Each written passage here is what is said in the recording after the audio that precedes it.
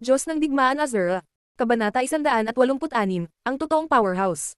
Hehe, Young Valley Master, kumusta ang investigasyon? Pagkaharap ng lalaki ay biglang naging maasikaso ang matipunong lalaki na kanina pa nagmumura at nagmumura.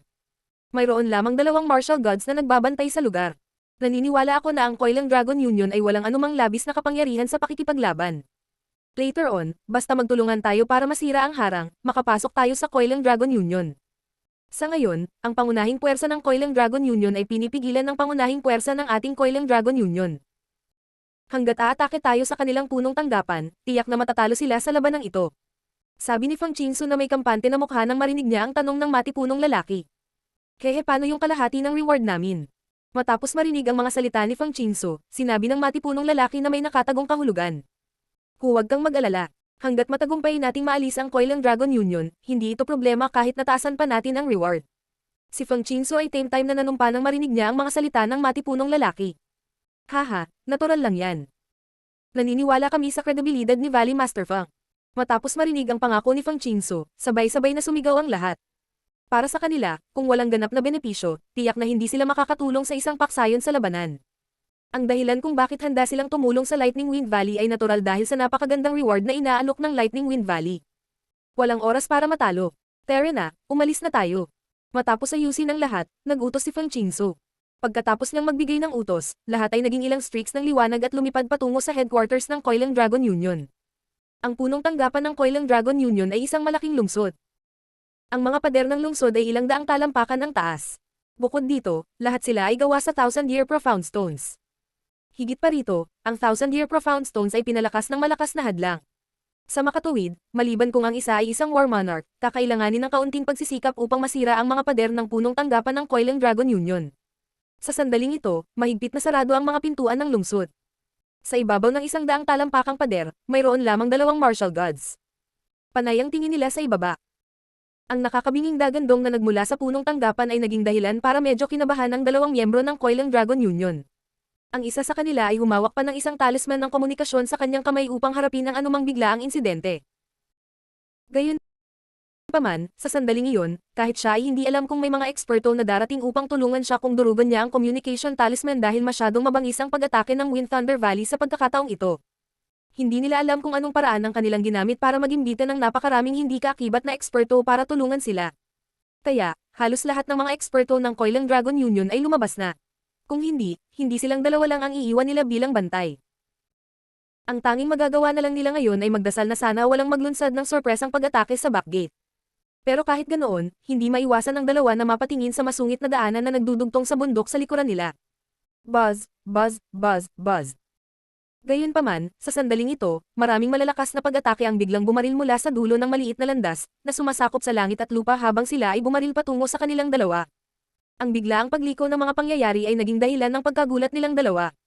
Nagmamadali siyang yumuko at nagtago sa ilalim ng pader ng lungsod. Boom boom boom boom boom. Maraming pag-atake ang patuloy na binomba ang pader ng lungsod. Ang marahas na pagyanig ay naging sanhi ng hindi mapigil ang panginginig ng dalawa.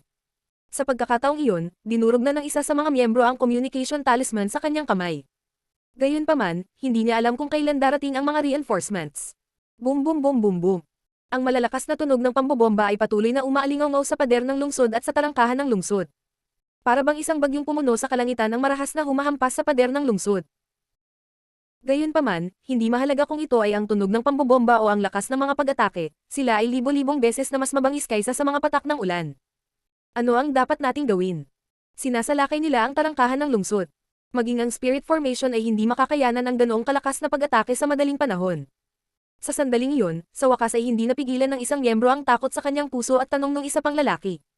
Sa ngayon, lahat ng mga eksperto ng asosasyon ay nakikipaglaban sa mga tao mula sa Wind Thunder Valley sa mainit. Kung talagang makakarating sila para suportahan tayo, hindi na natin kailangan pang humingi ng tulong. Natural na darating sila sa suportahan mo kami. Gayunpaman, kung hindi nila maaaring hatiin ang kanilang mga sarili, wala tayong magagawa kahit na lumampas tayo. Ang tanging magagawa natin ay maghintay. Kahit na talagang masira nila ang gate ng lungsod, dapat nating gawin ang lahat upang pigilan sila kahit na, kung kailangan nating ayalay ang ating buhay. Matapos marinig ang sinabi ng isa pang miyembro, ang miyembro na dumurog sa communication talisman kanina ay nagsalita na puno ng determinasyon. Oo, kahit mamatay tayo, paprotektahan natin ang Coiling Dragon Union. Matapos marinig ang kanyang mga salita, agad na pinalakas ng ibang miyembro ang kanyang kumpiyansa. Huwag kang mag-alala sa 2 piraso ng basurang iyon. Buong lakas mong salakayin ang tarangkahan ng lungsod. Sa sandaling iyon, sa harap ng back gate ng lungsod, inutusan ni Feng Qingsu ang grupo na patuloy na salakayin ang matataas na gate ng lungsod. Sa tuwing sasabog ang isang pag-atake sa gate ng lungsod, lilikha ito ng isang malakas na ripple ng enerhiya. Kasabay nito, ang spirit formation na nakadikit sa gate ng lungsod ay magiging medyo malabo. Kung magpapatuloy ito, ang tarangkahan ng lungsod ay masisira ng napakabilis. Sa pagtingin sa spirit formation na patuloy na humihina, ang sulok ng bibig ni Feng Qingsu ay tumaas upang bumuo ng isang mapagmataas na ngiti. Sa pagkakataong ito, kung matagumpay niyang maakay ang grupong ito ng mga tao na makalusot sa Coiling Dragon Union, tiyak na hahalili siya sa posisyon ng kanyang ama bilang Valley Master. Uchi, Uchi, Uchi. Ah. Gayunpaman, sa sandaling iyon, ilang malungkot na iyak ang biglang umalangaw sa likod ni Feng Qingsu. Tumingon siya at laking gulat niya nang matuklasan na mayroong 5 mid-level na martial gods na nakahandusay sa lupa sa likuran nila. Hindi na sila humihinga. Sa tabi nila ay nakatayo ang isang lalaki at isang babae. Hinawakan ng lalaki ang 2 nakasisilaw na gintong liwanag na talon sa kanyang mga kamay at patuloy na iniindayog ang mga ito, habang ang babae ay sumasayaw gamit ang kanyang mga palad, na naging sanhi ng marahas na unos na hamampal sa kanila. Natural, sila Xingju at Li Xiaohan. Sino kayong mga tao? Nang makita iyon, nagdilim ang mukha ni Feng Qingsu. Gayunpaman, hindi siya nagmamadaling salakayin sina Xingju at Li Xiaohan dahil masasabi niyang hindi sila mula sa Coiling Dragon Union. Higit pa rito, ang kanilang lakas ay hindi simple. Sa isang napakahalagang oras, ayaw niyang mag-aksaya ng oras kina Xingju at Li Xiaohan. Swoosh swoosh swoosh. Puchi, puchi, puchi gayunpaman, ganap na binaliwala ni na Xingju at Li Xiaohan ang kanyang mga salita. Ang isa ay nagpatuloy sa pag-ugoy ng mga talon sa kanyang mga kamay sa mid-level na martial gods, na puno ng takot, habang ang isa naman ay nagdulot ng isang marahas na unos patungo sa kanila. Sa maikling panahon lamang, ang iba pang 5 mid-level na martial gods ay naging walang buhay na mga bangkay sa ilalim ng malalakas na pag-atake ni na Xingju at Li Xiaohan. Di man it. Patayin sila. Patayin silang lahat. Sa wakas ay nagalit si Feng Qingsu nang makita niya ito. Itinuro niya sina Xingju at Li Xiaohan at umungol ng baliw. Sa ilalim ng kanyang utos, ang iba pang 9 na high-level na martial gods ay mabilis na lumipad patungo kina Xingju at Li Xiaohan. Humph, masyado mong pinahahalagahan ang iyong sarili. Gayunpaman, malamig na bamantong hininga si Xingju sa mukha ng 9 na tao na mabilis na lumilipad patungo sa kanya.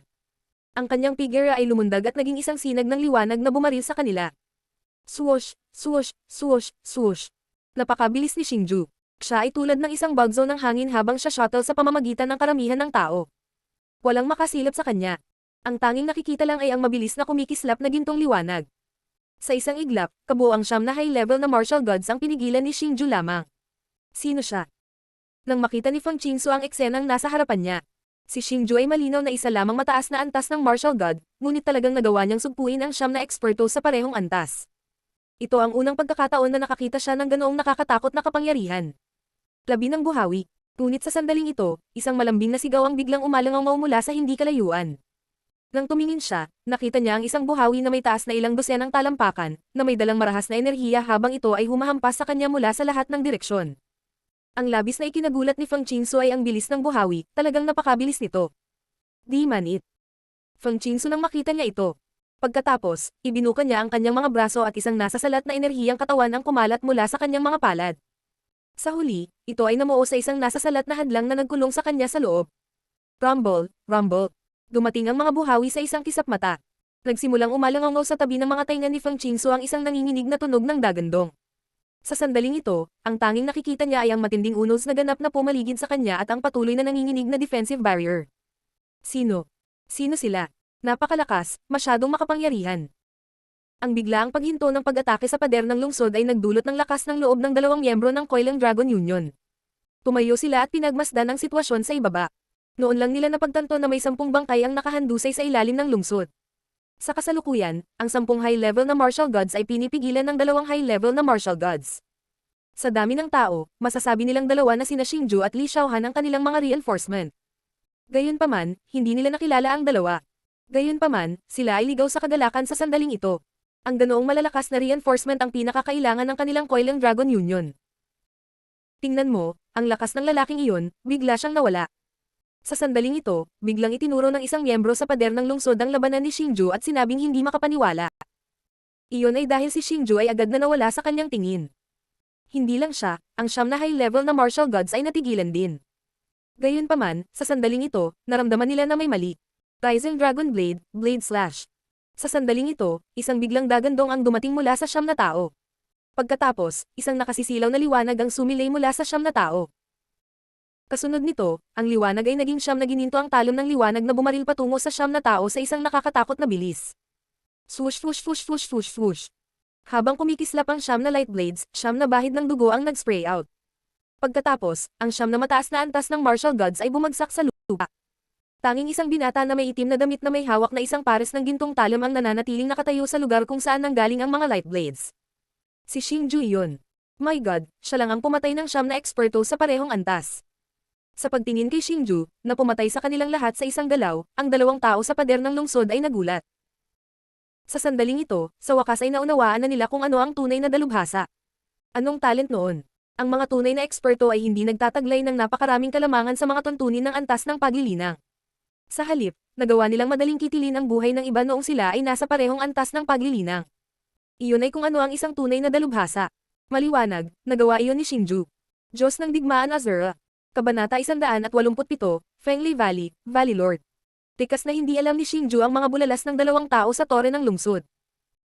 Sa sandaling ito, walang pakialam na inilibot ni Xingju ang kanyang tingin sa siyam na bangkay sa paligid niya habang ang isang mapanuksong arko ay tumaas mula sa mga sulok ng kanyang bibig. Ang lahat ng mga ito ay hindi kaakibat na mga tao mula sa mga panloob na isla ng Endless Sea Region. Ang kanilang paglilinang ay mas mababa kaysa kay Xingju. Sa sandaling ito, maliban kung nakatagpo siya ng isang eksperto tulad ni Ling Yi, si Xingju ay masasabing hindi magagapi sa mga kaparehong antas. Dati, ang mga taong ito ay talagang minamaliit si Xingju sa pamamagitan ng pag-asa sa kanilang mga numero. Ito rin ang isa sa mga dahilan kung bakit mabilis silang matapos ni Xingju. Matapos ang walang pakialam na pagwawalis ng kanyang tingin sa kanila, itinoon ni Xingju ang kanyang tingin patungo sa labanan ni Li Xiaohan. Noon lamang niya natuklasan na talagang mahigpit na pinipigilan ni Li Xiaohan ang huling tao. Narinig na ni Xingju ang pag-uusap ni Feng Qingsu at ng iba pang hindi kaakibat na mga tao noong malayo pa siya sa kanila. Sa makatuwid, alam ni Xingju na ang taong ito ang pangunahing may kasalanan ng bagay na ito. Boom! Habang patapos na ang nakakabinging dagandong, ang batang Valley Master ng Wind Thunder Valley, si Feng Qingsu, na mahigpit na pinigilan, ay biglang natuklasan na ang mabangis na pag-atake ni Li Xiaohan ay biglang natapos. Sa sandaling ito, unti-unti na ring naglaho ang bagyong lubos na tumakip sa kanyang paningin. Paano ito posible? Gayunpaman, nang tuluyang mawala ang bagyo, agad na napuno ng pagkabigla ang mukha ni Feng Qingsu. Ang medyo madilaw-dilaw niyang mukha ay ngayon ay nakamamatay na mapatla. Ito ay dahil natuklasan niya na ang siyam na mataas na antas ng martial gods ay lahat ay nakahandusay sa lupa ng walang anumang palatandaan ng buhay. Samantala, sina Xingju at Li Xiaohan ay kasalukuyang nakatingin sa kanya ng walang malasakit na mga tingin. Para silang nakatingin sa isang payaso. Di manit, huwag mo akong maliitin. Feng Qingsu nang makita niya ang mga nakakatuwang titig ni na Xingju at Li Xiaohan. Bigla siyang nagpakawalan ng paputok na dagandong at iwinagayway ang manggas. Dalawang anteng-anteng na naglalaman ng mga kulog at kidlat na putok patungo kina Xingju at Li Xiaohan. Sweep ang sword into Shiel. Starry Sky. Sa harap ng dalawang anteng-anteng na lumilipad patungo sa kanila, sina Xingju at Xiaohan ay hindi nang ahas na maging pabaya. Kaagad, naisakatuparan nila ang kanilang pinakamalakas na defensive martial skills. Boom! Matapos tamaan ng dalawang anteng-anteng ang defensive barrier ng dalawa, agad silang sumabog. Kasunod nito, lumitaw ang dalawang malalaking lambat ng kidlat at mahigpit na binalot sina Xingju at Xiaohan. Si Feng Qingsu ay hindi nagpakita ng kahit kititing na kawalang ingat habang nakatitig sa 2 taong nakulong ng kanyang mga anteng-anteng. Ito ay dahil ngayon lang niya nasaksihan ang lakas ng dalawa. Kahit na ang dalawang anteng-anteng ay sapat na malakas upang pumatay ng isang eksperto sa martial god realm, alam niyang hindi niya basta-basta kayang pretuhin ang dalawang cultivator bilang mga eksperto sa martial god realm. Sa pag-iisip nito, biglang pinilipit ni Feng Qingsu ang kanyang pulso at lumitaw ang isang communication talisman na kumikislap na may mahinang liwanag. Kaagad pagkatapos, mabilis niya itong dinurog. Bang, bang. Sa sandaling ito, ang dalawang malalaking lambat ng kidlat ay biglang naputol ng dalawang malalakas na puwersa. Kasunod nito, muling lumitaw ang mga figure ni na Xingju at Li Xiaohan.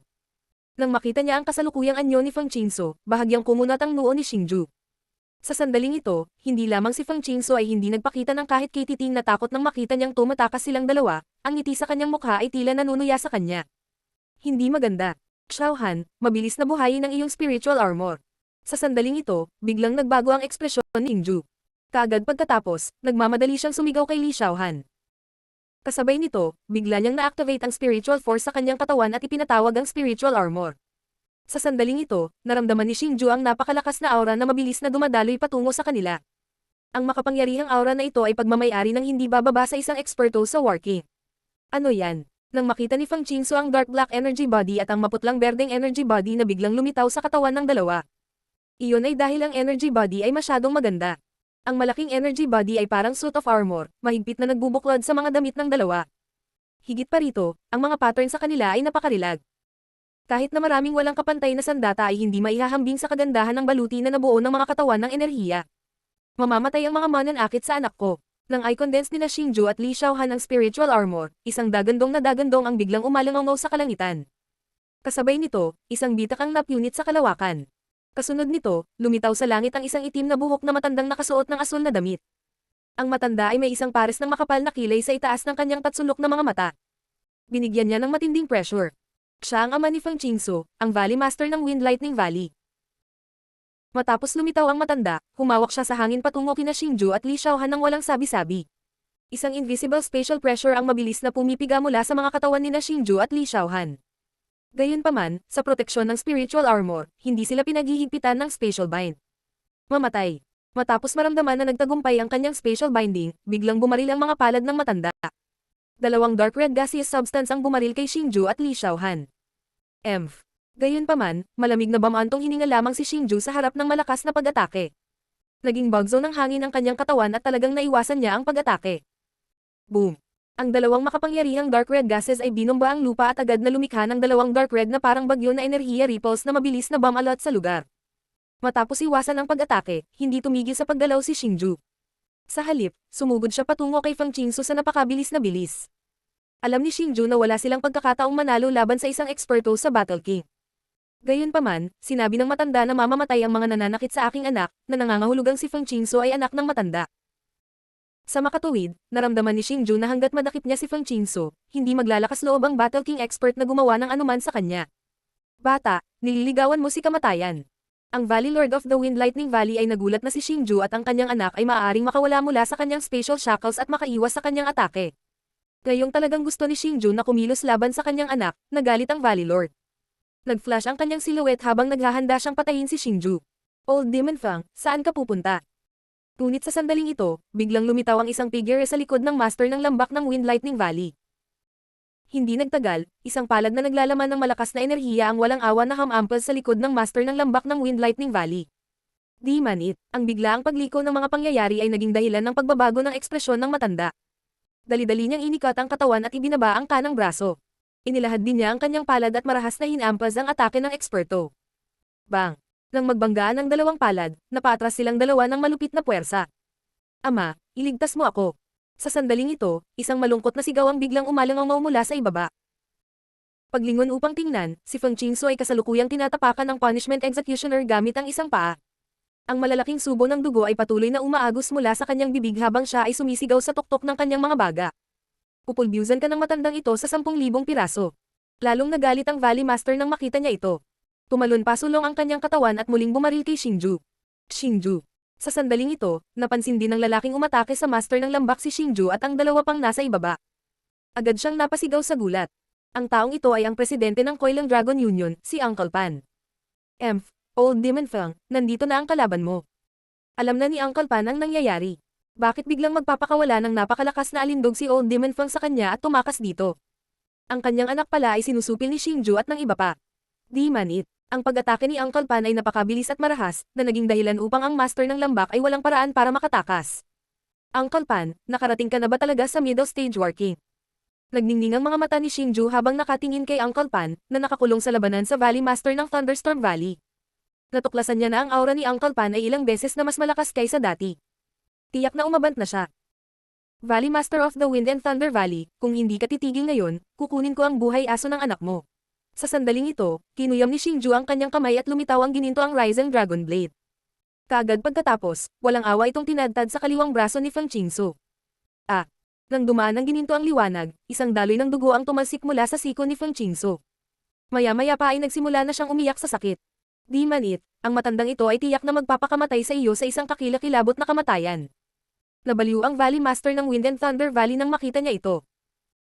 Mariin niyang itinikom ang kanyang mga ngipin at biglang inabot ang kanyang palad. Isang maitim na pulang gas ang sumabog patungo kay Xingju. Gusto talaga niyang patayin sina Fang Qingsu at Xingju ng sabay. Humph. Malamig na bumuntong hininga si Xingju nang makita niya ang mabilis na paparating na pag-atake. Maya-maya pa, tumalon ang kanyang katawan at nakaiwas siya sa pag-atake. Bagamat ang bilis ng pag-atake ng War King ay lubhang nakakatakot, si Xingju ay hindi lamang nagtataglay ng isang mataas na antas ng Earth Rank Agility Martial Skill tulad ng Imperial Wind Technique, mayroon din siyang spiritual armor sa kanya. Sa mga tuntunin ng bilis, ang kasalukuyang Xingju ay hindi mas mahina kaysa sa isang War King. Boom! Bagamat naiwasan ni Xingju ang pag-atake, si Feng Qingsu ay walang pagkakataon na gawin iyon. Ang madilim na pulang gas ay binomba ang kanyang katawan ng walang anumang sorpresa. Nang kumalat ang malakas na alon ng enerhiya, nabawasan na si Feng Qingsu sa wala. Swoosh! Gayunpaman, sa sandaling ito, isang bughaw na sinag ng liwanag ang biglang bumaril mula sa madilim pulang mga alon ng enerhiya. Sa huli, mabilis itong bumaril patungo sa Elder ng Wind and Thunder Valley. Nang ang aswal na sinag ng liwanag ay lumapit sa Elder ng Wind and Thunder Valley, ikanaway niya ang kanyang manggas at inilagay ang aswal na sinag ng liwanag sa kanyang storage bracelet. Kalokohan! Bagamat hindi niya malinaw na makita kung ano ang aswal na sinag ng liwanag, maaaring hulaan ni Xingju na iyon ang espiritual na katawan ni Feng Qingsu. Sa sandaling ito lamang niya napagtanto na siya ay niloko. Ang Valley Master ng Wind and Thunder Valley ay talagang gumamit ng ganoong paraan para protektahan ang buhay ng kanyang anak. Ang pamamaraang ito ay talagang walang awa. Panyan, ang katawan ng anak ko ang masusuklian ng pagkasira ng Coiling Dragon Union mo. Matapos itago ang espiritual na katawan ni Feng Qingsu sa kanyang storage bracelet, ang Valley Master ng Wind and Thunder Valley ay umungal patungo kay Uncle Pan. Hindi nagtagal, isang unos ng mabangis na pag-atake ang dumagundong patungo kay Uncle Pan mula sa lahat ng direksyon. Humph, depende yan kung may kakayahan ka. Si Uncle Pan ay hindi nakititing na takot sa harap ng malalakas na pag-atake ng Master ng Lambak. Maya-maya pa, iwinagayway niya ang kanyang manggas. Gamit ang isang alon ng kanyang mga braso, ilang malalakas na pag-atake ang bumaril patungo sa Valley Master ng Wind and Thunder Valley. Boom boom boom. Ang dalawang War Kings ay baliw na umatake sa isa't isa, at ito ay hindi maliit na bagay. Ang ilang kahangahangang dark red energy ripples ay kumalat sa napakabilis na bilis, na namamatay sa buong kalangitan ng madilim na pula. Wala sa kanila ang gumamit ng anumang kahangahangang kasanayan sa militar, at ginagamit lamang nila ang kanilang pisikal na lakas. Gayunpaman, ang ganitong uri ng kapangyarihan ang nagbigay ng hindi maihahambing na nakakatakot na aura. Diyos ng Digmaan Azura. Kabanata 188, ang lakas ng liwanag ng bituin. Ang kapangyarihan ng War Chi ay talagang ilang beses na mas malakas kaysa sa Martial Chi.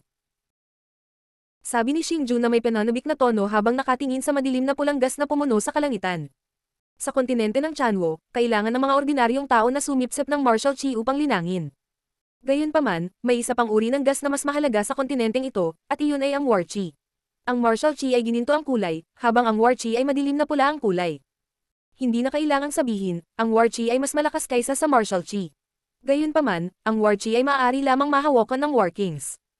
Bagamat may pagkakaiba lamang ng isang salita sa pagitan ng War Chi at Martial Chi, ang pagkakaiba ng dalawa ay tulad ng pagkakaiba sa pagitan ng langit at lupa.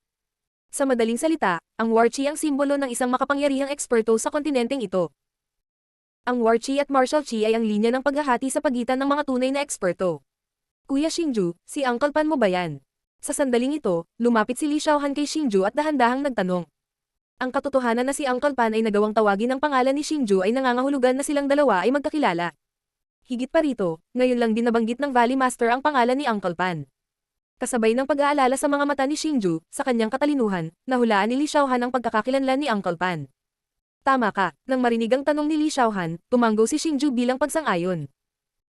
Kuya Xingju, mukhang nasa disadvantageous position ang Tito Pan mo. Sa sandaling ito, sinabi ni Li Xiaohan na bahagyang nakasimangot. Matapos marinig ang paalala ni Li Xiaohan, nabigla si Xingju nang matuklasan na bagaman tila magkatugma silang dalawa sa ibabaw, ang mas malapitan na pagtingin ay magpapakita na ang kutis ni Uncle Pan ay medyo hindi magandang tingnan. Ang War Chi sa loob ng katawan ng War King ay kapareho ng Martial Chi sa loob ng katawan ng Martial God. Laging may limitasyon. Dahil ang dalawa sa kanila ay baliw na gumagamit ng kanilang War Chi, natural lamang na mahihirapan silang mag-sustain sa loob ng mahabang panahon. Gayunpaman, kumpara kay Uncle Pan, ang Valley Master ay nasa mas mabuting kalagayan. Pagkatapos ng lahat, si Uncle Pan ay kakapasok lang sa mid-grade working realm, habang ang Valley Master ng Thunderstorm Valley ay nakapasok na sa mid-grade working realm matagal na ang nakalipas. Sa makatuwid, kahit na pareho silang mid-grade combat kings, mayroon pa ring kaunting pagkakaiba sa pagitan nila. Kumunat ang noo ni Xingju habang nakatingin kay Uncle Pan, na unti-unting nawawalan ng lakas. Gayunpaman, talagang mahirap para sa kanila na makialam sa isang labanan sa pagitan ng War Kings. Kahit na sa kanyang pinakamalakas na pag-atake, ang Soul Devouring Ult, maaaring hindi niya talaga kayang saktan ng isang War King. Higit pa rito, sa bilis ng isang War King, kahit na maglunsad ng pag-atake si Xingju, maiiwasan lang niya ito. Bang! Gayunpaman, sa sandaling ito, isang pag-atake ang biglang tumama kay Uncle Pan, na hindi nakaiwas sa oras. Ang pag-atake ng Valley Master ng Wind Lightning Valley ay parang isang bagyo na patuloy na binomba ang katawan ni Uncle Pan. Patuloy na kumalat ang dark red energy ripples sa katawan ni Uncle Pan. Kasabay nito ang paghina ng aura ni Uncle Pan. Soul Devouring Alt. Nang makita ito, sa wakas ay hindi na napigilan ni Xingju ang pag-aalala sa kanyang puso. Nang walang anumang pag-aalinlangan, pinaikli niya ang Rising Dragon Soul Severing Blade at inilunsad ang kanyang pinakamalakas na pag-atake, ang Soul Devouring Alt, sa puno ng lambak ng Wind Lightning Valley. Si Xingju ay hindi nang ahas na maging kaunting pabaya kapag kaharap ang isang War King. Sa makatuwid, ginamit niya ang lahat ng kanyang lakas at bumaril ng kabuoang 4 na Soul Devouring Alts. Ang nakakatakot na lakas ng Devouring Soul Owl ay naging sanhi din ng pagkagulat sa pinuno ng Wind Lightning Valley. Kaagad, itinigil niya ang pag-atake kay Uncle Pan. Sa halip, bigla niyang hinagis ang palad niya. Isang kabuuan ng 4 na dark red gaseous na gas ang sumabog patungo sa Devouring Soul Owl. Bang! Bang! Bang! Bang! Ang Dark Red War Chi at ang Soul Devouring Owl ay nagbanggaan, na agad na naging sanhi ng isang nakakatalim na pagsabog na sumabog. Ang 4 na agos ng Dark Red War Chi at ang Dark Black na gas ay nag-intertwine sa isa't isa habang kumalat ang mga alon ng enerhiya. Ang pinuno ng lambak ng Wind Lightning Valley ay aktwal na na-neutralize ang pinakamalakas na pag-atake ni Xingju sa pamamagitan lamang ng 4 na stream ng Chi. Ito Pan. Sa sandaling ito, nahulog din si Uncle Pan sa lupa. Nang makita ito, si Xingju ay nagmamadaling naglagay ng tableta sa bibig ni Uncle Pan. Sa sandaling ito, medyo malabo na ang kamalayan ni Uncle Pan. Maging ang kanyang aura ay nakakaawa. Malinaw, siya ay nagdusa ng malubhang pinsala sa oras na ito. Kuya Xingju, mag-ingat ka. Ngunit sa sandaling ito, dumating si Li Xiaohan sa tabi ni Xingju at sinenyasan si Xingju na bigyang pansin ang Valley Master ng Wind Lightning Valley sa kalangitan. Nang iangat ni Xingju ang kanyang ulo, nagulat siya nang matuklasan na ang Valley Master ng Wind Lightning Valley na nakatayo sa kalangitan ay nakatingin sa kanila na may masamang ekspresyon. Higit pa rito, mayroong isang maitim na pulang disk na mabilis na umiikot sa kanyang kamay. Nang maramdaman ni Xingju ang nakakatakot na enerhiya ng disk, ang kanyang mukha ay lubhang nagbago. Iyon ay dahil ang enerhiya ng disk ay sadyang nakakatakot. Ito ay kahit na ilang beses na mas nakakatakot kaysa sa Soul Devouring Alt. Mamatay ka na, brother. Whoosh. Ikanaway ng Valley Master ang kanyang kamay at ang Dark Red Disk ay bumaril kay Xingju at Li Xiaohan sa isang nakakatakot na bilis. Kahit mamatay ako, ililibing kita kasama ko.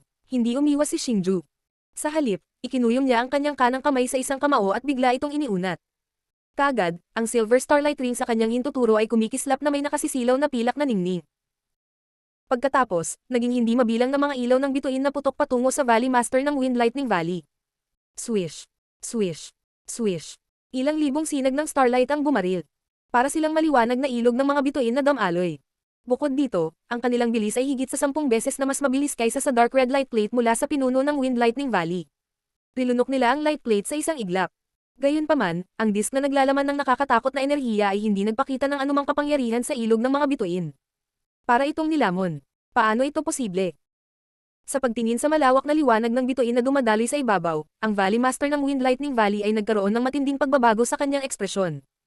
Hindi niya akalain na makakapaglabas si Xingju ng ganoon kalakas na pag-atake. Kahit na tinamaan siya ng pag-ataking iyon, ito ay magpapakita lamang ng masama para sa kanya. Buzz. Sa pag-iisip nito, ang Valley Master ng Wind Lightning Valley ay agad na tumalikod at pumasok sa dimensional na espasyo sa isang iglap. Nang ang Valley Master ng Wind Lightning Valley ay pumasok sa dimensional na espasyo, ang liwanag ng bituin na bumubuo ng isang ilog ng mga bituin ay dumating na. Boom boom boom boom boom. Ngunit nang dumaan ang ilog ng mga bituin sa espasyo kung saan pumasok ang Valley Master ng Wind Lightning Valley, isang sunod-sunod na ingay ang biglang bumusina mula sa espasyong iyon.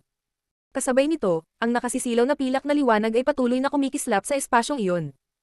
Pagkatapos noon, ang ilog ng mga bituin ay mabilis na lumipad patungo sa kailaliman ng kalangitan. Nang tuluyang mawala sa abot tanaw ang ilog ng mga bituin kasabay ng nakakasilaw na liwanag, bumalik na rin ang langit sa dati nitong katahimikan. Pagtingin sa bakanting espasyo, ang mga mukha ng lahat ay puno ng pagkabalisa. Bagamat nakakatakot ang pag-atake kanina, malinaw na naiwasan ito ng Valley Master ng Wind Lightning Valley. Dahil magaling ang Valley Master ng Wind Lightning Valley, natural na sila ang susunod na malas. Buzz. Ngunit pagkatapos ng sandaling ito ng katahimikan, ang espasyo kung saan naganap ang pagsabog ay biglang gumalaw at muling lumitaw ang figure ng Valley Master ng Wind Lightning Valley. Ngunit sa sandaling ito, siya ay tulad ng isang ganap na naiibang tao kumpara sa dati. Hindi lamang ang kanyang asul na damit ay sira-sira, maging ang kanyang mukha ay sobrang mapatla. Uchi. Sa sandaling ito, ang Valley Master ng Wind Lightning Valley ay biglang bumulwak ng isang subo ng dugo. Pagkatapos, ang kanyang figure ay naanod at nahulog mula sa langit. Maya-maya pa, marahas siyang bumagsak sa lupa at nawalan ng malay. Napakalakas. Sa pagtingin sa Valley Master ng Wind Lightning Valley, na Nahimete, ang dalawang miyembro ng Coiling Dragon Union na nakatayo sa pader ng lungsod ay hindi napigil ang mapabulalas. Nasaksihan na nila ang buong labanan kanina. Sa makatuwid, alam nila na ang dahilan kung bakit ang Valley Master ng Wind Lightning Valley ay napunta sa ganoong kalagayan ay tiyak na ang liwanag ng bituin na pinakawalan ni Xingju kanina. Ngunit ang ikinagulat nila ay hindi niya naiwasan ang kapangyarihan ng liwanag ng bituin kahit na pumasok na siya sa dimensional space. Masyadong nakakatakot ang pag-ataking iyon. Kuya Xingju, okay ka lang ba? Kung ikukumpara sa buhay at kamatayan ng Valley Master ng Wind Lightning Valley, mas nag-aalala si Li Xiaohan kay Xingju sa sandaling ito dahil si Xingju ay napakahina sa sandaling ito.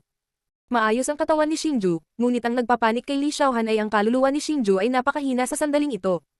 Little Han, ayos lang ako. Magiging maayos din ako pagkatapos magpahinga sandali. Nakatingin kay Li Xiaohan, na puno ng pag-aalala ang mukha, napangiti si Xingju. Ngunit nang matapos siyang magsalita ay nagdilim ang kanyang paningin at siya ay nahimete. Kuya Xingju, Kuya Xingju. Nang makita ito, hindi napigilan ni Li Xiaohan ang kanyang damdamin ng pag-aalala. Patuloy na umaagos ang napakaraming luha mula sa gilid ng kanyang mga mata. Creak. President, okay ka lang ba? Sa sandaling ito, biglang bumukas ang mahigpit na saradong gate ng Coiling Dragon Gang at ang dalawang miyembro ng Coiling Dragon Gang ay kinakabahang lumapit sa tabi ni Uncle Pan habang sila ay sumisigaw. Kahit na si Uncle Pan ay nasugatan ng husto, ang Saint Medicinal Pellet ni Xingju ay gumanap ng magandang papel. At least, nagkamalay na siya. Nang magkamalay siya, nagulat si Uncle Pan nang matuklasan na ang Valley Master ng Wind Lightning Valley ay nakahiga sa hindi kalayuan at nahimete. Si Xingju ay nahimete din sa yakap ni Li Xiaohan. Hindi na kailangan pang mag-isip ni Uncle Pan bago niya napagtanto na si Xingju ay malamang na nagpakawala ng ilang trump card na walang pakialam sa kanyang buhay at sa huli ay nasugatan ang Valley Master ng Wind Lightning Valley. Xingju, okay lang ba si Xingju? Nang makita ito, nagmamadaling kinaladkad ni Uncle Pan ang kanyang umuugong na katawan sa tagiliran ni Xingju at nagtanong na may kaba. Pagkatapos, nag-squat siya para tingnan ang mga sugat ni Xingju. Miss, ang kaluluwa ni Xingju ay lubhang nasugatan. Dapat mo siyang ipadala sa punong tanggapan ng Coiling Dragon Gang sa lalong madaling panahon. Marahil ang kanyang nakatatanda, si Old Man Kang, ay maaaring magkaroon ng paraan para tretuhin siya. Matapos suriin ang kalagayan ni Xingju, nagmamadaling sinabi ni Uncle Pan kay Li Xiaohan. Alam ni Uncle Pan ang kaunti tungkol sa kakaibang problema sa kaluluwa ni Xingju. Si Old Man Kang ay ang elder ni Xingju, kaya naramdaman niyang may paraan si Old Man Kang para gamutin ang mga sugat ni Xingju. Sige. Matapos marinig ang mga salita ni Uncle Pan, nabawasan ang pagkabalisa ni Li Xiaohan at nagmamadali siyang tumango. Kayong dalawa, dali-daling dalhin ang babaeng ito sa punong tanggapan at hilingin kay Old Man Kang na gamutin si Xingju. Nang makitang pumayag si Li Xiaohan, nagmamadaling inutusan ni Uncle Pan ang dalawang miyembro na manguna. Nagmamadaling dinala ng isa sa mga miyembro ang punishment manual at sumugod patungo sa punong tanggapan ng Coiling Dragon Association. Old Demon Fang, sa wakas nahulog ka na sa mga kamay ko ngayon, tama ba? Pagkatapos nilang makapasok sa lungsod, dahan-daang naglakad si Uncle Pan sa gilid ng Valley Master ng Wind Lightning Valley at sinabing. Maya-maya pa, iwinagayway niya ang kanyang manggas at lumitaw ang isang pulang-pula na aura. Sa huli, ito ay naging pulang-pula na mga lubad na mahigpit na nagbigkis sa Valley Master ng Wind Lightning Valley. Sa sandaling ito, talagang gustong wakasan ni Uncle Pan ang buhay ng Valley Master ng Wind Lightning Valley, ngunit ito ay nag-aalala sa kaligtasan ng Coiling Dragon Gang. Kung papatayin niya ang kanilang pinuno, malamang na mababaliw ang lahat sa Wind Lightning Valley. Sa kabaligtaran, ito ay pinakamahusay na gamitin ng Valley Master ng Wind Lightning Valley bilang isang hostage upang pilitin silang umatras. Matapos pigilan ang Valley Master ng Wind Lightning Valley, pinakalma muna ni Uncle Pan ang magulong aura sa kanyang katawan bago hinawakan ang nahimete na Valley Master at sumanib sa kalawakan. Diyos ng Digmaan Azura. Kabanata 189, nabigo ang negosasyon. Sa punong tanggapan ng Lightning Wind Valley, si Xingju ay nakahiga sa isang kama, habang si Li Xiaohan ay kinakabahang tumingin kay Xingju. Sa pagtingin sa walang malay na si Xingju, naramdaman ni Li Xiaohan ang labis na kapitan sa kanyang puso. Ang kanyang minamahal ay nasugatan ng husto, ngunit wala siyang kapangyarihan. Ito ang pinakapahirap na bagay sa mundo. Xingju, nasaan ka? Ngunit sa sandaling ito, ang pintong mahigpit na nakasara ay biglang bumukas at isang espiritual na katawan ang mabilis na lumutang. Ito ay natural na si Kang Lao. Dahil sa espesyal na dahilan na si Kang Lao ay isang espiritual na katawan, hindi siya pinayagan ni Uncle Pan na lumahok sa labanan at pinananatili siya sa punong tanggapan. Kaya nang malaman niyang nasugatan si Xingju, agad siyang nasagasaan. Nang makita ni Kang Lao si Xingju na nakahiga sa kama, ang kanyang kulubot na mukha ay mahigpit na nagdikit. Mabilis siyang pumunta sa tabi ni Xingju at sinimulang i-diagnose ang mga sugat ni Xingju. Si Xingju ang tanging pag-asa ng Spirit Eater Clan. Para sa kanya, mas mahalaga ang buhay ni Xingju kaysa sa kanya. Nang makita iyon, tumayo din si Li Xiaohan at tumayo sa gilid, dahil nasabi na niya na ang matanda ay maaaring nakatatanda ni Xingju. Kung hindi, hindi malalaman ng matanda na si Xingju ay kabahan ng husto pagkatapos masugatan. Ang kaba na nanggagaling sa kaibuturan ng kanyang puso ay isang bagay na tanging mga malalapit lang sa kanya ang mararamdaman. Miss, gumamit ka ba ng makapangyarihang prized artifact para ipatupad ang parusa? Matapos suriin ang mga sugat ni Xingju, bahagyang lumuwag ang mukha ni Kang Lao. Pagkatapos, tinitigan niya ng may pag-aalinlangan si Li Xiaohan. Napagtanto niya na kahit na malubhang nasugatan ang espiritual na lakas ni Xingju, maaari pa rin niyang gamitin ang spiritual healing para makabawi. Pero kumpara doon, gusto niyang malaman kung paano naging ganito si Xingju. Napagtanto niya na ang mga pinsala ni Xingju ay hindi sanhi ng mga panlabas na pinsala, ngunit sa labis na pagpapahirap sa kanyang espiritual na lakas. Ito dapat ang singsing sa kamay ni Kuya Xingju. Biglang nag-react si Li Xiaohan matapos marinig ang tanong ni Old Kang. Ang malakas na pag-atake na pinakawalan ni Xingju sa oras na iyon ay malinaw na hindi isang simpleng martial technique. Malamang na iyon ang singsing sa kamay niya. Kung ganun, madali lang. Sa udyok ni Li Xiaohan, natuklasan din ni Old Man Kang na ang singsing sa kamay ni Xingju ay talagang isang bihirang kayamanan. Ngunit sa pamamagitan nito, lubos siyang napanatag. Ang paggamit ng cosmic artifact na hindi niya makontrol ay magiging sanhi ng sobrang lakas ng kanyang spiritual force. Ang pinsala sa espiritual na lakas na dulot nito ay medyo madaling pagalingin. Pagkatapos, ipinatong ni Kang Lao ang kanyang mga kamay sa isa't isa at inilagay ito sa dibdib ni Xingju. Pagkatapos, ang mga hibla ng itim na gas ay lumabas sa kanyang katawan at damaloy sa katawan ni Xingju sa pamamagitan ng kanyang mga kamay. Dahil si Kang Lao ay isang espiritual na katawan, ang kanyang katawan ay nasa isang translucent na estado. Nang lumitaw ang itim na espiritual na lakas, malinaw na makikita ito sa kanyang katawan. Ngunit ito ay medyo kakaiba. Ngunit sa ilalim ng paggamot ni Kang Lao, ang kutis ni Xingju ay nagsimulang bumuti ng mabilis. Malinaw ding naramdaman ni Li Xiaohan na ang espiritual na lakas ni Xingju ay mabilis na bumabawi. Ang napakalakas na paraan ng spiritual healing ay nagulat kay Li Xiaohan. Ang espiritual na lakas ay ang pundasyon ng isang tao. Ang mga pinsala sa espiritual na lakas ay ang pinakamahirap na pagalingin. At ang espiritual na lakas ng Soul Eater Clan ang nangyari na ang pinakamalakas na kasanayan upang pagalingin ang espiritual na lakas. Wo! Old Kang Lao, Xiaohan. Sa ilalim ng mabilis na paggamot, ang espiritual na lakas ni Xingju ay nakabawi sa wakas. Nang imulat niya ang kanyang mga mata at makita sina Kang Lao at Li Xiaohan, siya ay nalilito. Kuya Xingju. Nang makitang bumubuti na si Xingju, hindi napigilan ni Li Xiaohan ang saya sa kanyang puso at niyakap si Xingju. Sa pagtingin kay Li Xiaohan, na nakayakap kay Xingju, isang masayang ngiti ang sumilay sa gilid ng bibig ni Kang Lao. Sa sandaling ito, nakikita niya ang relasyon ni Xingju at Li Xiaohan. Si Li Xiaohan ay isang natatanging babae. Ito ay isang bagay na makikita ng sinuman, hindi banggitin ng isang dalubhasa tulad ni Kang Lao na nabuhay ng daan-daang taon. Natural, nakikita niya kung gaano kahanga-hanga si Li Xiaohan. Kaya sa sandaling ito, masaya siya na makakahanap si Xingju ng napakahusay na kasintahan. Xiaohan, kumusta si Uncle Pan? Sa sandaling ito, biglang naalala ni Xingju ang eksena bago siya nawalan ng malay. Hindi niya maiwasang magtanong ng nag-aalala.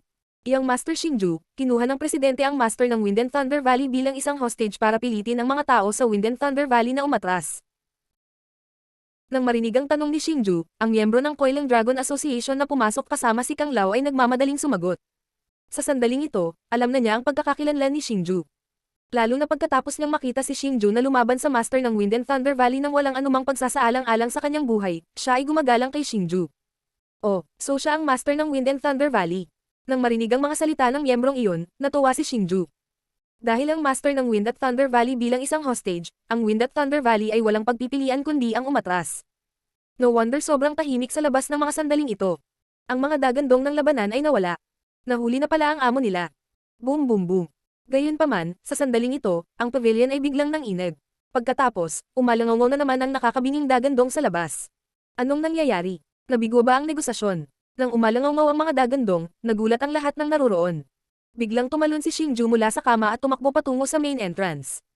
Nang makita ito, nagmamadali rin si Li Xiaohan. Ngunit nang dumating sina Xingju at Li Xiaohan sa pangunahing pasukan ng punong tanggapan, isang elder ng Coiling Dragon Association ang tumakbo sa loob kasama si Uncle Pan sa kanyang likod. Kilala rin ni Xingju ang elder na ito. Siya ang branch president ng Coiling Dragon Association sa labas ng isla. Ngunit ngayon, nasa ilalim siya ng pangalan ng matanda.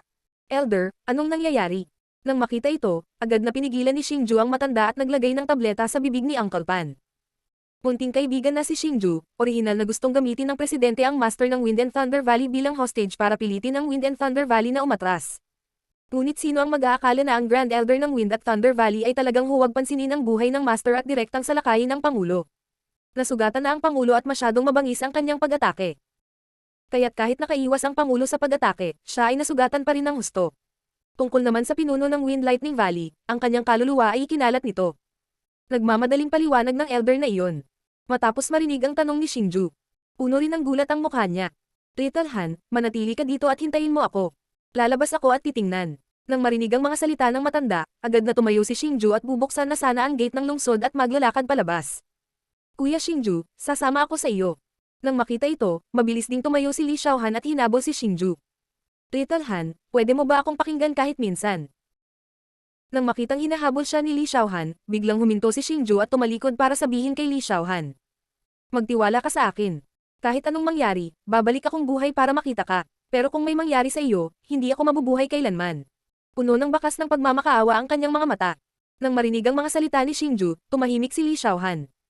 Naririnig niya ang kahulugan sa likod ng mga salita ni Xingju. Oo, Kuya Xingju, kailangan mong makabalik ng ligtas. Kapag nasugatan ka ulit, hindi kita bibitawan. Pagkatapos ng ilang sandali ng katahimikan, tumaas ang mga labi ni Li Xiaohan sa isang malabong ngiti habang tinutokso niya si Xingju. Huwag kang mag-alala, pangako. Nang makitang pumayag si Li Xiaohan, ngumiti din si Xingju. Kaagad pagkatapos, siya ay naging isang bug zone ng hangin at nagmamadaling lumabas sa maliit na pinto patungo sa larangan ng digmaan. Rumble, rumble, rumble. Nang lumabas siya sa maliit na pinto at dumating sa labas, nagulat si Xingju nang makitang ang labas ay napuno ng usok ng digmaan at ang apoy ng digmaan ay lumilipad kung saan-saan. Ang nakakatakot na mga alon ng enerhiya ay patuloy na kumakalat sa loob ng circumference na 100 milya. Tinansya ni Xingju na may libu-libong tao ang nakikibahagi sa buhay o kamatayan na labanan sa labas ng punong tanggapan ng Coiling Dragon Triad. Sa mga taong ito, ang pinakamahina ay isang beginner-level martial god. Ang mga mas malakas ay umabot pa sa antas ng War Monarch. Iyon ay dahil sa langit, mayroong 3 matinding labanan na nagaganap. Kung ikukumpara sa mga labanan sa lupa, ang mga pag-atake ay mas nakakatakot. Sa sandaling ito, ang labas ng punong tanggapan ng Coiling Dragon Triad ay maaaring ilarawan bilang madilim at madilim. Hindi ba si linear? Gayunpaman, sa sandaling ito, biglang natuklasan ni Xingju na sa isa sa mga labanan sa kalangitan, mayroong isang magandang binibini na nakasakay sa isang puting tigre. Ang kamakaway na puting buhok at ang maringal na puting tigre sa ilalim niya ay halatang si Su Linier. Si Su Linier ay miyembro ng Heavenly Spirit Clan. Hindi maarak ni Xingju ang kanyang sariling lakas, ngunit ang spiritual beast ni Su Lin, ang lakas ni Xiaobai ay isang bagay na nasaksihan ni Xingju noon. Noong nasa intermediate martial god level pa ang lakas ni Xiaobai, nagawa na nitong labanan ng isang high-level martial god. Sa oras na iyon, si Xingju ay napuno ng paghanga sa lakas ni Xiaobai.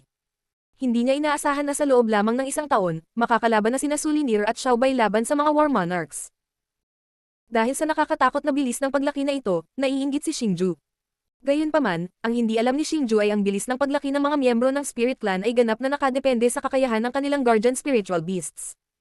Nang tumingin kay Su Linier sa harap niya, gamaan ang pakiramdam ni Xingju.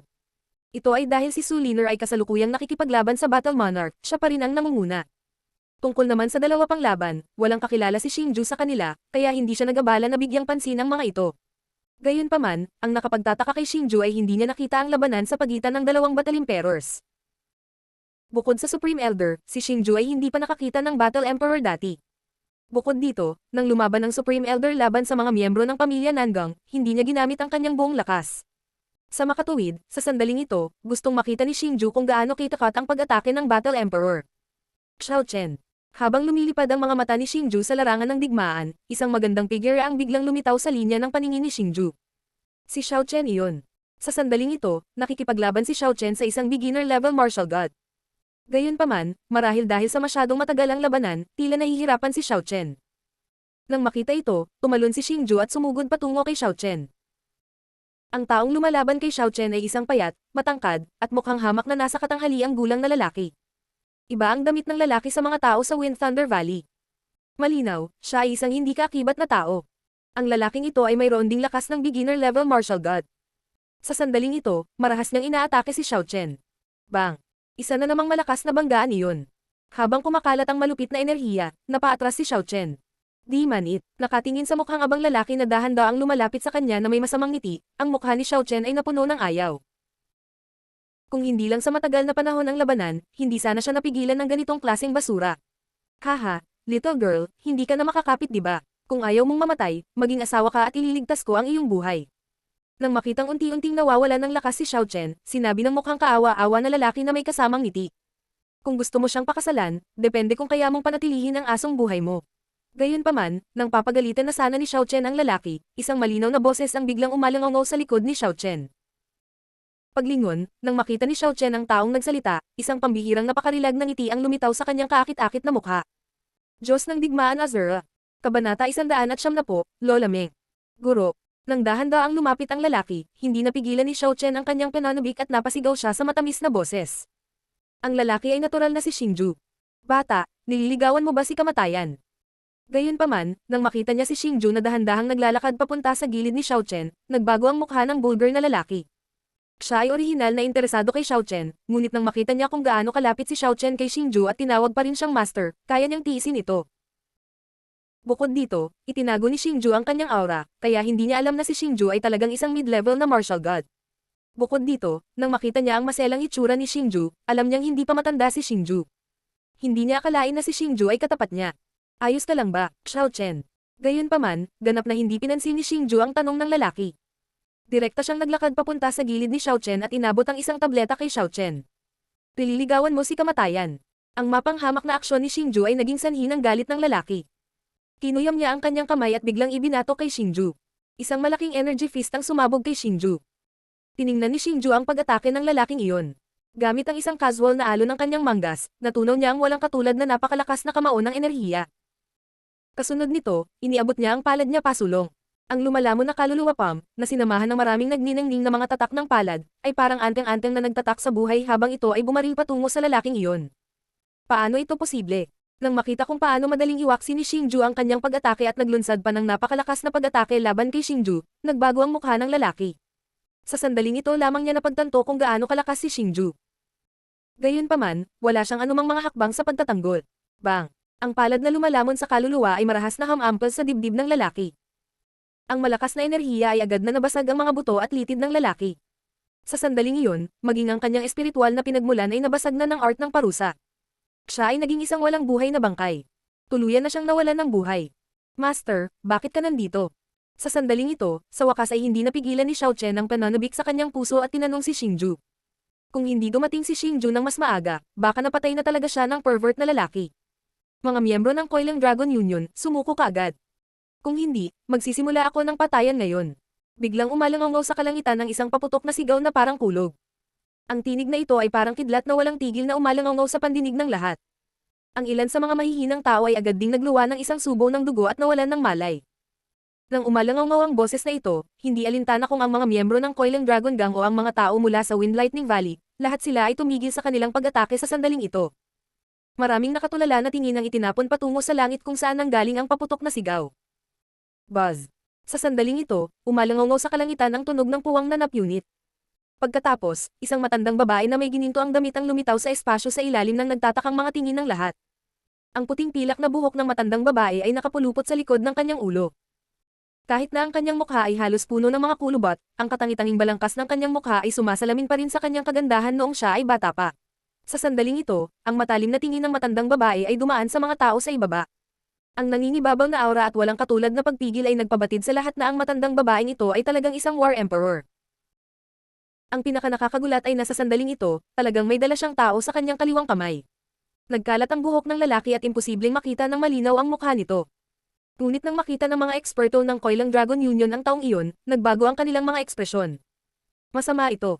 Sa sandaling ito, maging ang mukha ni Xiao Chen ay napuno ng pagkabalisa nang makita niya ang lalaki sa kamay ng matandang babae. Xiao Chen, maaaring ang lalaking nasa kamay niya ay ang War Emperor ng Coiling Dragon Union.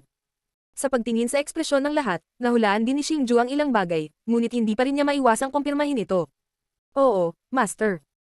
Ang matandang babae na iyon ay ang War Emperor na inimbitahan ng Wind Lightning Valley. Hindi ko ine-expect na ganoon siya kalakas. Pareho silang initial stage War Emperor, ngunit ang senior na iyon ay hindi niya katapat. Sa pagkakataong ito, ang Coiling Dragon Union ay magdurusa. Nang marinig ang tanong ni Xingju, mabilis itong kinumpirma ni Xiao Chen. Pareho silang initial stage War Emperors. Matapos marinig ang mga salita ni Xiao Chen, hindi maiwasan ni Xingju na tumingin sa matandang babae sa langit ng maingat. Sa pagtingin sa kanyang mga damit na walang kahit kititing na alikabok sa mga ito, alam niyang hindi siya nagdusa ng anumang pinsala sa labanang ito. Pareho silang initial stage combat emperors, ngunit nagawa niyang ganap na talunin ang kanyang kalaban. Ang ganitong uri ng lakas ay medyo malakas. Bibigyan kita ng isang oras, mabilis na ibigay ang pinuno ng Coiling Dragon Union. Kung hindi, huwag mo akong sisihin sa pagsira sa punong tanggapan ng Coiling Dragon Union. Nang makitang tumigil na ang lahat sa pakikipaglaban, muling ginamit ng matandang babae ang kanyang dominanteng boses para sumigaw ng malakas. Matapos marinig ang kanyang mga salita, ang mga elder ng Coiling Dragon Union ay nagmamadaling bumalik sa paligid ng Coiling Dragon Union. Maliban kay Suliner, ang dalawa pang War Kings ay pumasok din sa punong tanggapan. Parang may mga bagay silang pag-uusapan. Hehe, Senior, hindi mo na kailangang mag-aksaya ng hininga sa kanila. Direktang paksin mo silang lahat. Sa sandaling ito, isang dalubhasa sa War King ang pumunta sa gilid ng matandang babae, at sinabing may ngiti sa kanyang mukha. Siya ang dakilang elder ng Wind and Thunder Valley na pumatay sa pinuno ng Wind and Thunder Valley. Kapag may ginagawa ako, sa tingin mo ba makakaabala ka? Gayunpaman, ang matandang babae ay mabangis na inilibot ang kanyang mga mata sa sinabi ng Great Elder. Ang kanyang mga salita ay puno ng paghamak. Nang makita ito, nanginag ang katawan ng dakilang elder. Pagkatapos, ibinaba niya ang kanyang ulo at masunerang tumayo sa gilid, hindi nang ahas na magsalita pa. Sa sandaling ito, hindi siya naglakas loob na galitin ang senior na ito. Pagkatapos nito, ang mga tao sa Wind at Thunder Valley ay umatras na mula sa larangan ng digmaan, maayos na pumili sa isang hilera. Ang mga miyembro ng Coiling Dragon Union ay umatras din sa labas ng headquarters. Sa sandaling ito, si Xingju ay nakatayo rin sa gitna ng mga tao ng Coiling Dragon Union, habang si Xiao Chen at Su Lin ay masunerang nakatayo sa likuran niya. Sa mga miyembro ng Coiling Dragon Union na hindi nakakakilala kay Xingju, napuno ng kalituhan ang kanilang mga mukha nang makita nila ang dalawang dilag, sina Xiao Chen at Su Lin na masunerang nakatayo sa likod ni Xingju. Ito ay totoo lalo na para kay Su Lin na isang eksperto sa War King. Hindi nila maintindihan kung bakit magiging palakaibigan ang dalawang dilag kay Xingju. Higit pa rito, mula sa kanilang pag-uusap, masasabi nilang parehong sina Xiao Chen at Su Lin ay may napakagandang impresyon kay Xingju. Ito ay nagparamdam sa kanila ng labis na inggit. Gayunpaman, kumilos si Xingju na parang hindi niya nakita kung ano ang iniisip ng karamihan. Sa halip, tinitigan niya ang puting buhok na matandang nakatayo sa langit. Sa ilang kadahilanan, naramdaman ni Xingju na ang matandang babae na ito ay hindi isang masamang tao. Kung hindi, maaari niyang direktang napatay ang mga tao ng Coiling Dragon Union. Hindi na niya kailangang dumaan sa napakaraming problema. Sa sandaling ito, tahimik na lumipas ang isang oras. Gayunpaman, walang kahit isang tao mula sa Coiling Dragon Union ang namumukod Tenji, lalo pa ang presidente ng Coiling Dragon Union. Mukhang hindi ka luluha hanggat hindi mo nakikita ang kabaong mo. Nang makitang wala pa ring balita mula sa Coiling Dragon Union makalipas ang isang oras, naging malamig ang ekspresyon ng matandang babae. Kaagad pagkatapos, iniunat niya ang kanyang kanang palad, at isang mabilis na umiikot na bolang apoy ang namuo sa kanyang palad. Habang umiikot ang bolang apoy, para itong miniature fire dragon na mabilis na umaalingaw. Kasabay nito, isang nakakatakot na aura ang kumalat mula rito. Ito ay, nang maramdaman niya ang nakakatakot na aura mula sa bolang apoy, nagbago ang ekspresyon ni Xingju. Sa sandaling ito, talagang naramdaman niya ang isang bakas ng pagiging pamilyar mula sa hindi maihahambing na nakakatakot na bolang apoy. Break. Roar. Sa sandaling ito, biglang iniunat ng matandang babae ang kanyang palad pasulong, at ang bolang apoy sa kanyang kamay ay naging isang matayog na apoy na dragon na daan-daang metro ang haba, na paputok na pumutok. Pagkatapos nito, nagsimulang umikot ang apoy na dragon sa kalangitan. Habang umiikot ito, panakanakang naglalabasan ang nakakatalim ng tainga. Nang umungal ang malaking dragon na apoy, talagang hindi na kinaya ng mga tao ang malakas na tunog. Kung ang gayong makapangyarihang Fire Dragon ay aatake sa Coiling Dragon Union, malamang naganap nitong sirain ang defensive boundary ng Coiling Dragon Union, at kahit na higit sa kalahati ng Coiling Dragon Union ay ganap na mawawasak. Sa pagtingin sa Fire Dragon na umiikot sa kalangitan, ang mga miyembro ng Coiling Dragon Union ay lahat ay may mga ekspresyon ng kawalan ng pag-asa. Alam nilang lahat sa kanilang puso na tiyak na hindi ibibigay ng mga matatanda ang Pangulo. Not to mention the elders, even they would definitely not hand over the president. Gayunpaman, alam din nila ang presyo ng hindi pagsuko ng Pangulo, at iyon ang kamatayan ng kanilang lahat. Flame Dragon Bullet, ito talaga ang Flame Dragon Bullet. Ngunit nang ang lahat ay nasa kawalan ng pag-asa, isang bakas ng pagkagulat ang lumitaw sa mukha ni Xingju. Bagamat ang kapangyarihan ng Fire Dragon sa kalangitan ay walang katulad na kakilakilabot, nakikilala pa rin ni Xingju na ito ang signature martial skill ng Yufeng Pavilion, ang Flame Dragon Bullet. Pagkatapos, pinagsalikop niya ang kanyang mga kamay, at ang isang mabilis na umiikot na bolang apoy ay pinalapot. Pagkatapos, bigla niyang iniunat ang kanyang mga kamay, at ang bolang apoy ay naging isang malaking dragon na apoy na may haba na 12 dosenang metro. Sa sunod-sunod na dagandong, paputok na putok ito patungo sa matandang babae sa langit. Ang Bratba na iyon ay nanliligaw sa kamatayan. Ang biglaang pag-atake ay hindi lamang naging sanhi ng pagkabigla sa mga mukha ng Coiling Dragon Union, maging ang mga tao sa Wind Lightning Valley ay walang katulad na pagkagulat. Dahil hindi nila akalain na mayroon talagang isang tao mula sa Coiling Dragon Union na nangahas na hamanin ng isang Emperor expert. Iyon ay simpleng panliligaw kay kamatayan. Pagkatapos, hindi nila maiwasang tumingin kay Xingju na parang naghihintay ng magandang palabas. Gusto talaga nilang malaman kung paano mamamatay si Xingju. Roar! Ang apoy na dragon na umuusok sa nagngangalit na apoy ay mabilis na lumundag at dumating sa harap ng matandang babae sa isang iglap. Gayunpaman, nang makita ng matandang babae ang apoy na dragon na ito, hindi lamang walang galit sa kanyang mukha, ngunit isang kasiya siyang nagulat na ekspresyon ang hindi inaasahang sumilay sa kanyang mukha. Bang! Pagkatapos noon, casual na iwinagayway ng matandang babae ang kanyang manggas, at ang apoy na dragon na pinakawalan ni Xingju ay agad na nilipol, ganap na naglaho sa kalangitan.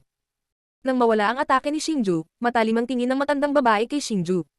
Pagkatapos, ang mga pakpak sa kanyang likod ay nakatiklop, at siya ay agad na nawala sa abot tanaw. Nang ang lahat ay hindi mapalagay sa pagkawala ng matandang babae, isang malakas na presyon ang biglang bumagsak sa Coiling Dragon Union nang walang anumang babala.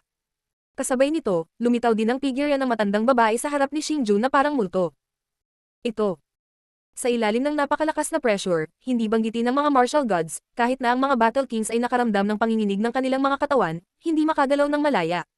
Gayunpaman, sa gitna ng karamihan, mayroon lamang isang tao na hindi naapektuhan, at iyon ay si Xingju. Bata, disipulo ka ba ng Yufeng Pavilion? Nang lumitaw ang matandang babae sa harap ni Xingju, tumingin muna siya kay Xingju, pagkatapos ay bahagyang itinaas ang kanyang mga kilay at sinabing may bahagyang ngiti. Ginagalang ni Disciple Xingju ang guest elder. Sa sandaling ito, puno ng saya ang mukha ni Xingju. Agad siyang lumuhad at magalang na sinabi. Tungkol sa mga aksyon ni Xingju, pabayaan ng mga miyembro ng Coiling Dragon Union, maging ang mga tao mula sa Wind Lightning Valley ay natigilan. Gayunpaman, hindi nila alam na nang ilabas ng matandang babae ang Flame Dragon Bullet, nahulaan na ni Xingju ang kanyang pagkakakilanlan. Siya ang guest elder ng Yufeng Pavilion, ang asawa ng Supreme Elder, ang lola ni Li Xiaohan, at ang may-ari ng Fragrance Pavilion, si Lola Meng.